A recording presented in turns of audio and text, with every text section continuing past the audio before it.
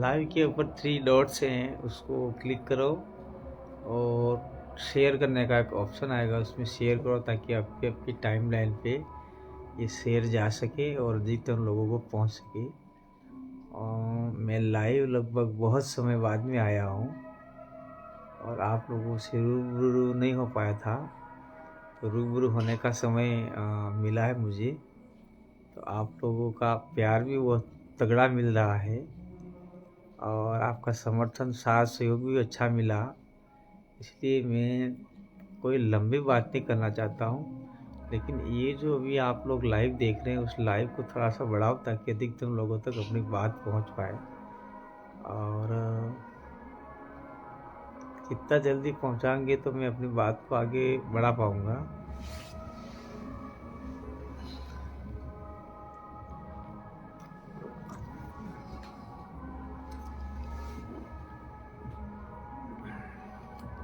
धन्यवाद साथियों। सबसे पहले मैं आप सभी को जोहार, स्वागत, अभिनंदन, धन्यवाद करना चाहता हूं कि बहुत कम समय में मैं विशेष करके आज डूंगरपुर विधानसभा के साथियों और जो अन्य जो मेरे साथी हैं, मेरे समर्थक रहे, मेरे मित्र रहे हैं, जिन्होंने सोशल मीडिया से, फेसबुक से, चाहे व्हाट्सएप से, चाहे किसी भी प्रकार से मेरा साथ सहयोग समर्थन दिया, उन सभी के लिए मैं 2 शब्द कहना चाहता हूं।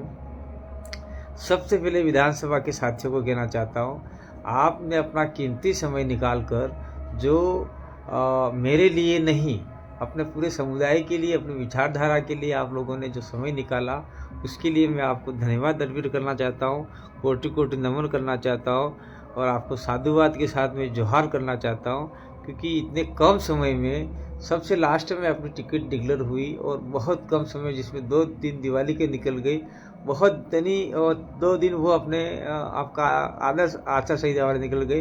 तो 10 दिन के अंदर अपन ने लगभग 51,000 के आसपास वोट एस्टिमेट किया और राष्ट्रीय स्तर की पार्टी बीजेपी को 3rd नंबर पे अपने धकेल दिया और कांग्रेस अपने पैसों के बलबूते पर और अन्य हथकंडे अपनाकर लोकतंत्र की हत्या करके जीती।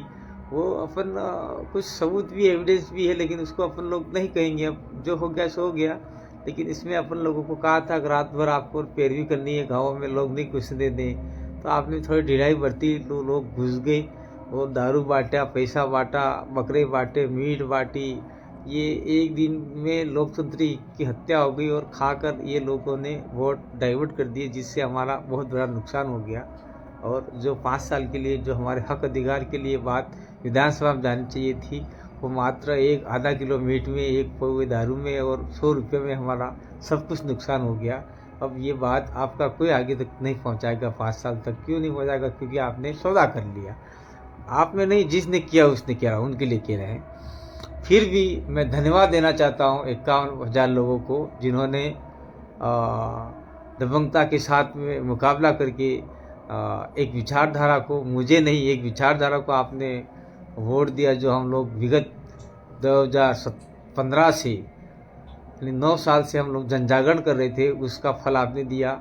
हम लोगों की थोड़ी सी कमजोरी ये रही कि हम लोगों ने मेवाड़ा पट्टी और ये आपका बिछवाड़ा पट्टी में और ये देवल पट्टी में हम लोग जनजागरण चिंतन शिविर नहीं लगा पाए, जिससे वहाँ से हमको कम वोट मिला मेवाड़ा पट्टी और बिछवाड़ा आपका ये देवल पट्टी में कम वोट मिलने से हमारा गणित बिगड़ा और सिटी के अंदर जो वोट हमको बहुत कम मिले, उसके पीछे कहीं न कहीं एक तो हमारा सिटी के जो कार्यकर्ता थे वो उनकी मनमर्जी चली या फिर उन्होंने काम नहीं किया, वो भी हम कह सकते हैं।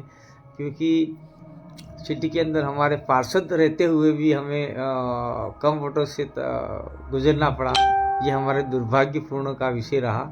और मैं कहना चाहता हूँ भाई, अगर आप सभी जिन लोगों ने मेहनत किया है, तो वो आने वाले समय में सरपंच होंगे, पंचायत समिति सदस्य होंगे, जिला परिषद सदस्य होंगे, आप लोग ही लड़ोगे और हम आपको निश्चित रूप से लड़वाएंगे।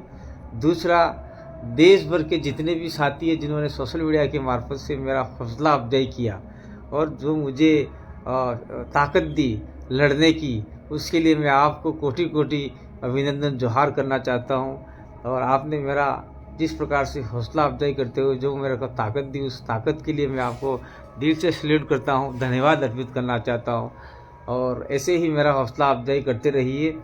और मैं हमारे स्थानीय साथियों और जो देश भर के जो साथी हैं उनसे मैं कहना चाहता हूँ कि चाहे देश भर का मामला हो, चाहे हमारे राजस्थान का मामला हो और या बिल प्रदेश का मामला हो, मैं तन मन से लगा हुआ हूँ। और जहाँ भी ये शोषण, अत्याचार, अन्याय होगा, वहाँ पे दिन हो या रात हो, जहाँ पे मुझे सूचना मिलेगी, निश्चित रूप से मैं उन लोगों के बीच में पहुँच के शासन, प्रशासन, सरकार से जो भी हमें मांग करनी पड़े, लड़ाई लड़नी पड़े, संवैधानिक तरीके से, लोकतांत्रिक तरीके से हम लोग लड़ाई लड़ेंगे। और निश्चित रूप से हम लोग ये काम सब लोग मिल के करेंगे। और मैं यहाँ के स्थानीय साथियों से कहना चाहता हूँ कि आपको ज़्यादा घबराने की ज़रूरत नहीं है और आपको ज़्यादा मायूस होने की ज़रूरत नहीं है। आप लोग सावधानीपूर्वक काम कीजिए, लोकतांत्रिक तरीके से काम कीजिए, कानूनी रूप से काम कीजिए। आपको कोई डराता है, कोई धमकाता है, तो आप मुझे रात को, दिन को फ़ोन कीजिए, तो मैं निश्चित रूप से आपके बीच में खड़ा हो जाऊंगा। और आपका मन छोटा मत कीजिए, आप रोइएगा मत। अगर आप लोग रोने लग जाएंगे तो जो आपका कर्जा धरता है, जो आपको चलाने वाला व्यक्ति है जिसमें मैं, तो मेरा क्या हश्र होगा आप जानते ही है। जहाँ मैं आज दिन भर से खबरें ले रहा हूँ कि ये कार्यकर्ता रो रहा था, ये वो रो रहा है, कुछ कार्यकर्ता मानसिक रूप से भी थोड़े ग्रसित हो गए, तो ये ठीक जैसा माहौल नहीं है। अपन को ऐसा नहीं करना है, अपन को आगे और लड़ाई लड़नी है। और आगे की फाइट में निश्चित रूप से हम लोग निकलेंगे। और आगे की फाइट किस प्रकार लड़नी है वो कार्यकर्ता तय करेंगे। और आगे की फाइट के अंदर कार्यकर्ता तय करने के बाद में ही आगे की फाइट को लड़ा जाएगा।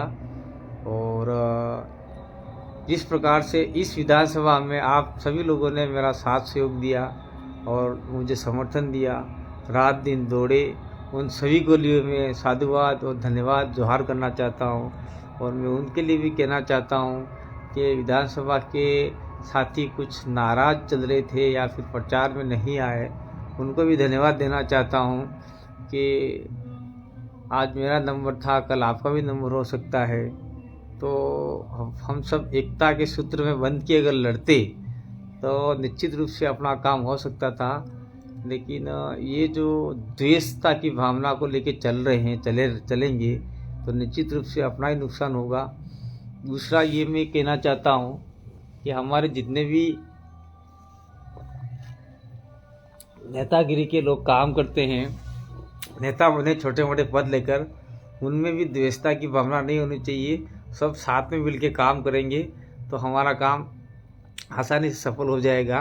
दूसरा, राजस्थान के अंदर कांग्रेस सरकार की विदाई हुई। मैं अशोक जी गहलोत को धन्यवाद देना चाहता हूं कि आपने भी 5 साल तक जनता के लिए अच्छे काम किए होंगे। और अभी वर्तमान में जो आप विपक्षी भूमिका निभाते हुए अच्छे काम करेंगे। और अभी वर्तमान में बीजेपी सरकार बैठने वाली है, उनको भी मैं धन्यवाद देना चाहता हूं कि आप भी 5 साल तक जनता की भलाई के लिए अच्छे काम करोगे। और भय, डर और आपका सड़क, बिजली, पानी की मूलभूत सुविधाएं जो है उनको भी ख़त्म करोगे। और आदिवासी क्षेत्र की जल जंगल ज़मीन की समस्या है उसको ख़त्म करके हमारे इलाके के लिए आप लोग काम करोगे, ऐसी आशा और विश्वास है। दूसरा, हमारा जो भारत आदिवासी पार्टी बनी है बीएपी यानी बाप, वो राजस्थान में एक लार्ज स्केल पर बहुत अच्छा खासा वोट लेकर आई है कम समय में।